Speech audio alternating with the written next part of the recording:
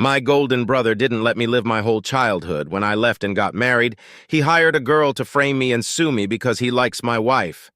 Hello, Reddit. I'm using a throwaway account because I need some advice on a complicated situation I'm facing. Please excuse any mistakes. I just want to get this out there. A bit about me. I'm a 43-year-old man and the younger of 2 siblings. I'll try to provide a chronological account to give you a full picture. My brother Michael, who is 45, was always the golden child in our family. Growing up, he could do no wrong in my parents' eyes. When he got bad grades, they would cheer him up and help him improve, whereas I was always met with disappointment, even if my grades were decent. For example, he got a new car and a big party for his high school graduation, while I received $300 and a pat on the back. Michael wasn't a bad brother, but we mostly did our own things. I didn't complain much, but I felt the need to move out and explore the world on my own. I went to university in another city and earned my MBA in 7 years. After graduation, I landed a job back in our hometown.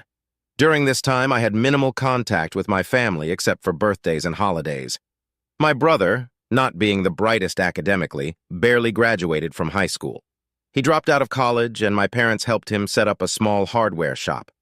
I was happy for him, but focused on my own life. Around this time, I started dating Emily, who was 20 then. We met in college and were both from the same city. When we moved back home, we moved in together, found jobs, and focused on building our life. During the holidays in 2008, I introduced Emily to my family. They were surprisingly warm and receptive, making me feel more loved than I had in years. I noticed Michael looking at her a lot during the gathering, but thought nothing of it. However, he started visiting my apartment more frequently, from once every 4 months to almost daily. It became intrusive, especially since he came in the evenings when Emily and I were trying to unwind after work. I eventually had to set boundaries, leading to a big fight with my parents. Michael apologized and reduced his visits to once every other month on weekends, which was more manageable. In 2011, I proposed to Emily, and we announced our engagement to the family. My parents were happy, but Michael just shook my hand and left the small party I had organized. He disappeared for a couple of weeks after that. We got married in 2013, and Michael brought a +1 to the wedding, a woman named Laura. They got married 11 months later in 2014. My marriage was going well. We had our first daughter, Olivia, in 2015, and our second, Chloe, in 2017.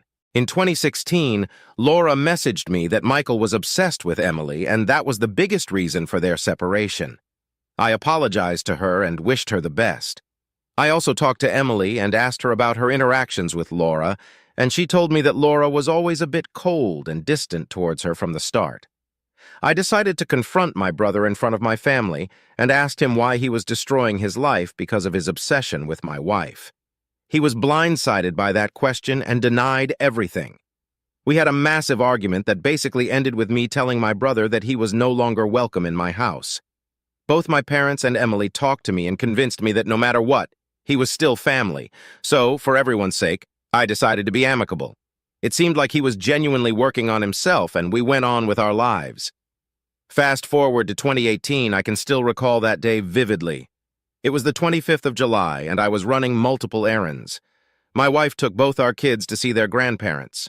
It was sometime after lunch that I got a call from my father telling me to come to their home, and he had a lot of anger in his tone. As soon as I entered, I noticed a lot of tension in the air. My wife was a crying mess, and my parents were trying to console her. Some of my extended family members were there as well. I asked what happened, only to be accused of being the one who committed the assault. I was shocked and confused. They claimed that at a party a couple of weeks back I had assaulted a girl and then texted her not to tell anyone about it, or there would be consequences. I had known this girl, Amanda, for some time. We went to high school together, and she was part of a larger friends group that I occasionally hung out with.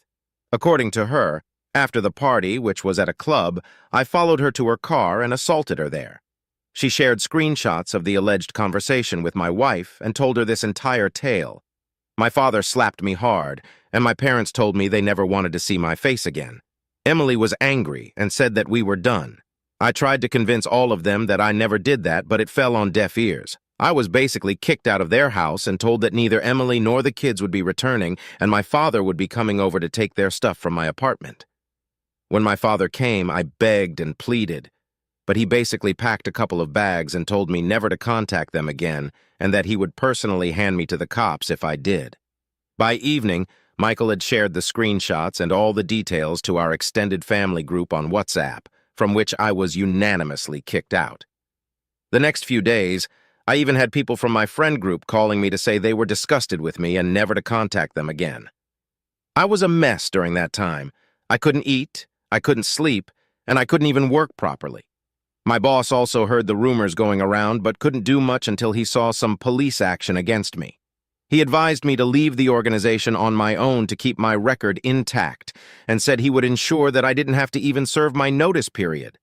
I tried to argue my case, but he told me that if the cops came knocking on my door, I would be kicked out anyway, and in such a scenario, the gravity of the case would mean I wouldn't get severance, and my record would be tarnished. I grudgingly agreed to his request and left the organization in the next few days. In mid-August, while I was still wallowing in my misery, I received 2 documents from the court. One was a letter of disownment, and the other was divorce papers. I was quite drunk, but I went to my parents' place anyway, only for my brother to come and beat me up and tell me that I was a disgrace to the family and that it was good that I was disowned. I had blood coming out of my face by the time he was done with me, and I was barely able to stand. My parents and my wife looked at me from afar but did nothing. I managed to get myself up after some time, a crying mess, and realized that I had lost everything and everyone I knew. I stayed holed up in my apartment for the duration of the divorce. It went as amicably as it could, as I was jobless, plus my now ex-parents stated they would pay for the children, so I didn't have to pay child support or any alimony. By January 2019, I was divorced, but trying to pick up the pieces of what was once my life was hard. During this time, I also felt like confronting Amanda, but the more I thought about it, the more I realized it could have made matters worse for me due to the women-centric laws in my country, which meant one phone call and I would be looking at 5 to 6 years in jail. In February 2019, I got into a major accident and spent a good part of 5 weeks in recovery. The staff told me that they contacted my emergency number, which was still Emily at that point, and she hung up, and no one showed up. Once I recovered, I realized that I had spent through a good part of my savings and needed to get back on my feet, if not for anything else, to have a roof over my head. However, I realized that I wouldn't be able to do anything in the place I was at, so I sold all my furniture, paid my remaining dues for the rented accommodation, and decided to start from scratch in a different place. I moved to a city 2 hours away and tried to get a job for some time, but to no avail. I also used to drink myself silly, and thoughts of offing myself were recurring. Waking up after seeing a nightmare in a cold sweat almost became the norm. For 4 months this went by, after which I ran into an old acquaintance, David, from college. He was the quiet kid during that time and didn't really talk to anyone, but seeing him after so many years was odd, as he spotted me out from the crowd and called my name. We greeted each other and talked about our lives for a bit. I told him I was in the city looking for a job. He told me he had just quit and was planning on setting up a management consulting firm of his own. He then invited me for a drink later on, where, after a lot of talking about our professional lives, he offered me an opportunity to work with him as he needed a couple of people who knew their stuff. At this point, I thought I needed to work my ass off to get my mind off these thoughts, so I agreed. But I told him I wanted to meet him and his team and talk to them before we moved forward. 2 days later, he introduced me to another guy, Mark, and told me that currently it would be just the 3 of us going forward. I shook hands with Mark and told them that before they proceeded further, I had something to say. I then proceeded to spill the beans on everything that had happened to me during that time and how I was disowned and divorced because of it, with the tears coming through in between. David and Mark told me that they felt sorry for me, but also told me that if there was no criminal record on my person, then there would be no issue. I stated that the police never came to my house, and they were relieved. David did mention that to be on the safer side, he was going to ask someone to run a full background check, and I understood his position and agreed. During this time, I was living in a run-down place that I rented to minimize my expenses. I waited patiently for 2 weeks but was still looking for jobs in other places in case things didn't work out. 2 weeks later, David called me and we met up later that day. He stated that my record was clean of any allegations and welcomed me to the team.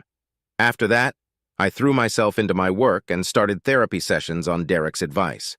I also joined a gym and vented a lot of my frustration on the punching bag, going from an average of 77 kilograms to above 105 kilograms. Derek and I became gym brothers, and I basically looked at him as an older brother since he was essentially Michael's age. By the end of 2019, I had regained a good amount of control over my life. The consulting firm took off and the money rolled in. I rented out a nice apartment in a decent neighborhood. The Band-Aid also came off to an extent, and I realized I needed to take some necessary steps to move on. I went to court and changed my last name officially on record. I adopted Derek's last name with his and his parents' go-ahead. They saw me as a nice guy and involved me in a lot of their family functions, including me being the best man at Derek's wedding. So this was a way of thanking them as well. I tried dating a bit, but it never worked out for me due to my emotional issues until I started dating Kim, 29, in 2020. She was half Korean and half Italian. I met her at a coffee place where I picked up my coffee and occasionally sat there. She used to work behind the counter. We saw each other only for the order, but once when Derek and I were there, he noticed that she was constantly looking at me. He told me that I should ask her out. I approached, a bit hesitant, and asked her out for drinks later that day. We had a nice date, and she said that she hoped we could see each other again. I knew that this was going to go the same way my other dates went, which was that I told them about my past, and they ran off. I never blamed any of them. However, the second time I took Kim for lunch, I decided to tell her before we moved ahead. I wanted to let her know about my past, so she could make an informed choice. It was like she was blindsided. I told her that I never had and never could think about doing that to anyone and that I was still struggling to move on from the aftermath. I told her that she needed to know what she was getting into before we even thought of going on any further dates. A couple of days later, I got a call from Kim and she told me she wanted to meet up.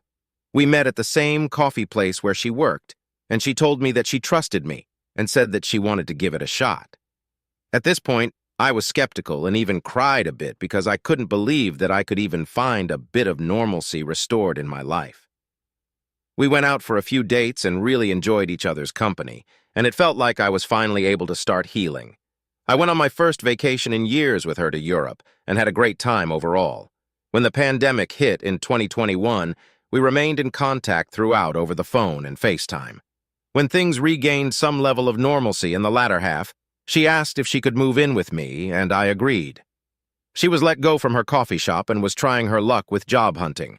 She was an amazing cook, and that's when I suggested that maybe she could try to set up a place and get into the food business. By mid-2022, and with the financial backing of her parents, she had a cloud kitchen set up which delivered food to the nearby areas. Both our lives were doing great. I still had a lot of emotional issues, though I no longer had thoughts of offing myself, but the nightmares still continued occasionally. Kim announced in February 2024 that she was pregnant, and a range of mixed emotions came over me from being overjoyed to starting all over again to crying out for the loss of what I once had. I was all over the place. Kim comforted me and we fell asleep in each other's arms. I proposed to Kim, and she was overjoyed. It felt like everything was finally moving to a point where I could have some semblance of peace in my life. We were set to be married, and all the preparations were in full swing for our wedding in mid-June this year. I am sorry for the long post, but I needed to put out all the information possible for you to understand what a roller coaster things have been for me. At the end of May, I received a call from an unknown number. When I picked up, I could hear someone crying. She said, "Hi, it's Amanda." I instantly recognized the voice and cut the call, trying to hold back my anger. Kim was with me and saw my face and came over, concerned. I was trying to hold back my mix of tears and anger and told her who it was. When the call came in again, Kim picked up the phone and put it on speaker. There was a guy on the other side who explained that he was Amanda's fiancé, and she wanted to come clean about what she had said back then. She got on the phone and kept apologizing over and over again and kept crying continuously.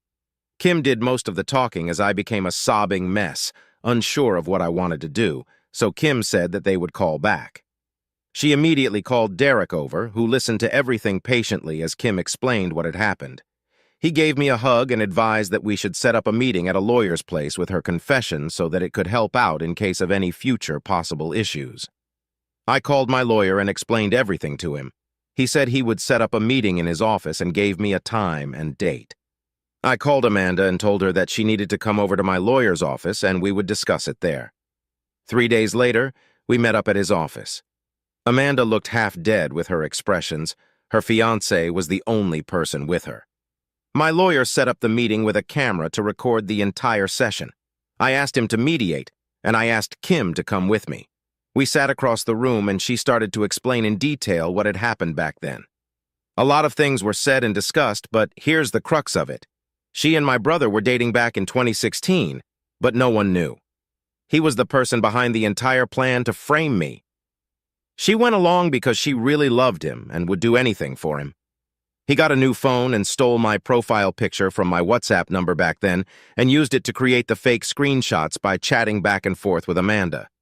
I went from crying to being filled with rage. I can honestly say that if it wasn't for Kim, I might have been charged with assault. Kim was pretty furious and worked up as well, partly due to the pregnancy, and she tore Amanda a new one with her verbal lashing. Though my lawyer tried to maintain civility, it was clear that Kim was very pissed off. She went further to tell Amanda's fiancé that if he still marries this human garbage, then he deserves what's coming to him. Fighting back anger and tears, I asked them why they were coming out and telling this to me now. Her fiancé, Mark, came forward and explained. He said that they were pretty drunk a couple of weeks back, and she blurted out how she helped an ex destroy a marriage. That stuck with him, and after asking nonstop and pushing her, she finally came clean to him. It was then that he pushed her to own up to her mistakes if she wanted peace in her life. Apparently, after she helped Michael, he started becoming cold and distant with her, and eventually broke it off 6 months later. At that point, she felt terrible but was too scared to come clean, and spent a lot of time in therapy trying to work through her issues. After everything was laid out on the table, my lawyer stepped in and said, "Let's take a 20-minute break and meet back again." Amanda and Mark stepped out, and our lawyer discussed that if I wanted, I could go after her and my brother for defamation. The evidence available was more than enough for me to do what I wanted. I was feeling a lot of rage, but I decided I didn't want this to spoil the wedding, and whatever I wanted to do would have to wait until after everything was done. I told Amanda that I would be in contact with her, but for now, I didn't want her telling anyone else. I didn't want any drama from my ex-family to impact my wedding. After that meeting, Kim hugged me and said that she felt right in trusting her instincts and now felt like a weight had been lifted off her shoulders. I shared her sentiment. We had a small wedding with both David and Derek being the best men and a 3-week-long honeymoon covering Europe. It was an amazing time for both of us. Thankfully, I was able to work through what I had heard, and Derek suggested that I should put this at the back of my mind. It didn't spoil the honeymoon too much, though the nightmares were coming in more frequently than before during that time, and Kim was always there to support me. I also had a discussion with my therapist, who told me that I would need to confront my ex-family sooner or later, if not for anything else, then for closure. After thinking a lot about all that had happened, I decided to reach out to Amanda in July and told her what she needed to do. I told her that I would be taking legal action based on her statement, but if she wanted to avoid being financially ruined, she needed to follow my instructions. She needed to talk to Emily alone and explain to her everything she had told us back in the lawyer's office. She was crying while listening to me and told me that Mark had left her. I told her that I wished I could feel sorry for her, but I didn't. And then stated that karma hits everyone hard VJ had hit her, and now it was coming for my brother. A couple of days later, I received a text. It was from Emily. Despite being blocked, I had been sending her birthday wishes and wishes on both our daughters' birthdays, as well as holiday greetings over text. This was the first message I had received in 8 years. She basically asked if we could talk. I didn't want to be alone when having this conversation, so I told her I would call her in a few hours. I reached home and was with Kim when the call took place. I could immediately hear Emily sobbing uncontrollably for a while before she told me how sorry she was and how terrible she was feeling. Somehow I was able to maintain my composure all this time. I told her that it hurt terribly knowing that she thought so little of me that she so easily fell into Michael's trap. I asked her about my girls. She said they were doing well and then asked when she had met Amanda. She said she met her 2 days ago. It took a lot of time to process how wrong she was and how quickly she moved away from me. She immediately brought it to the attention of my ex-parents, and they were just as stunned. They all wanted to contact me, but she said she wanted to connect first and apologize. I told her that what she had done was beyond hurtful. I asked what had happened to the golden child. She stated that he had been kicked out of the house. I chuckled a bit. She told me she had married Michael a year after the divorce was finalized, as he was the one who supported her through this, and suddenly it all made sense. It looked like he had never gotten over her. She told me that she had a daughter with him too. After the discussions, I basically told her what was going to happen and detailed what I wanted. I wanted her to reach out to all my former extended family so that they were aware of what a piece of work he was. Secondly, I was only looking to co-parent my 2 girls, and that I told her that I do not have any intention to reconcile with her beyond what it takes to maintain a relationship with my daughters. Thirdly, I will text her the date and time when I want to meet my ex-parents, and I want to meet them in person. After that, I just hugged Kim, knowing she was pregnant and her mood would have been all over the place. I kept my emotions in check, but I guess she was crying for both of us, and we fell asleep on the bed. When I woke up the next morning, my phone was shut off, and when I put it on charge, I noticed the barrage of messages that were coming through. I had over 150 missed calls and hundreds of messages. I was also added to the family group message where every single one of them was apologizing.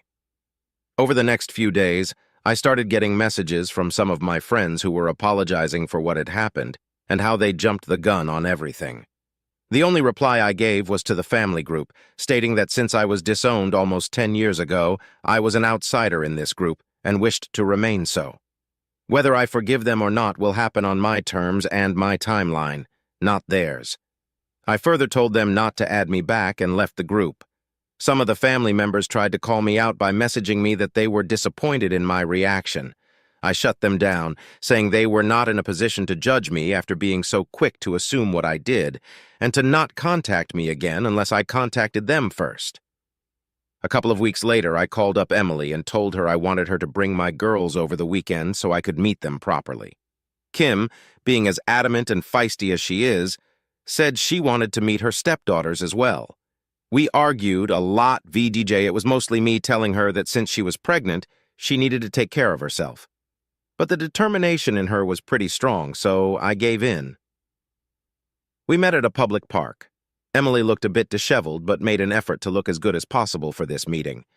There I saw Olivia and Chloe for the first time in 8 years. They had grown so much. The only memories I had of them were on my phone, as I was pretty much blocked from all social media and everywhere else. Emily came crying, trying to hug me, and I put both my hands up front to decline. I then introduced her to Kim as my wife, and she broke down, a sobbing mess in the park. Kim came forward to comfort her, and we sat down in a place close by. I grabbed both my girls and cried. My girls were never told about me until recently, and they were pretty conflicted as they only knew Michael as their father.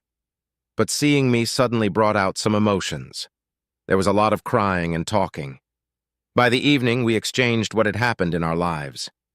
She told me that she got married to Michael a year after the divorce was finalized, and he took care of her for the first few years. After that, things settled down. He still couldn't grow his landscaping business to a point where it was profitable, and then the pandemic basically forced him to shut the shop. His parents were now dipping into their savings in an attempt to make ends meet, and he never bothered to start something again despite his parents telling him to. She said she's filing for divorce from Michael and can't stand the sight of him. I told her she's free to do what she wants and it has nothing to do with me. I told her some details moving forward. Essentially, I wanted Olivia and Chloe to attend family therapy sessions with me going forward so we can heal. They've been robbed of their real father, and it was time to make it right. I want to be a part of their lives. I also wanted them to be with me and Kim over the weekends, but I told her that would have to wait as we had a child of our own coming, and I wanted to put my full energy into that for now. Lastly, she said that my parents wanted to reach out to me. I corrected her and said they were anything but my parents. I still had the letter of disownment they sent along with the divorce papers, and I had nothing to do with them. But both Emily and Kim stated that it would help me get closure from them, so I agreed. I told her that I would tell her when and where I wanted to meet them. I booked her a hotel and told her that I wanted her to be in the city for the night, and I wanted some more time with my girls, with tomorrow being Sunday. We spent that Sunday together as well, but this time I took them to the sights around the city, and we really enjoyed the time we had.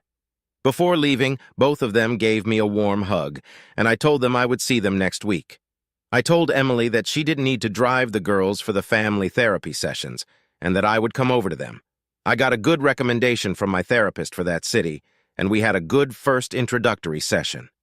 The therapist spelled it out that sooner or later they would need to know what my ex-brother did, and I told her they would in due time. She suggested I write it out here and get a few outside perspectives on my situation as well. I can honestly say if it wasn't for Derek pushing me, I might not have made it to the point I have, which is what brings me to opening this forum to you. What should I do from here? I plan to confront my ex-parents sooner or later, and despite calling them my ex-parents, I still have emotions and feelings for them. I'm not sure if that makes sense. How do I deal with Michael? I don't think I ever want to see his face again, but do I go after him and ruin him with a defamation suit, knowing fully well that he has a daughter with my ex and anything I do to him might impact her?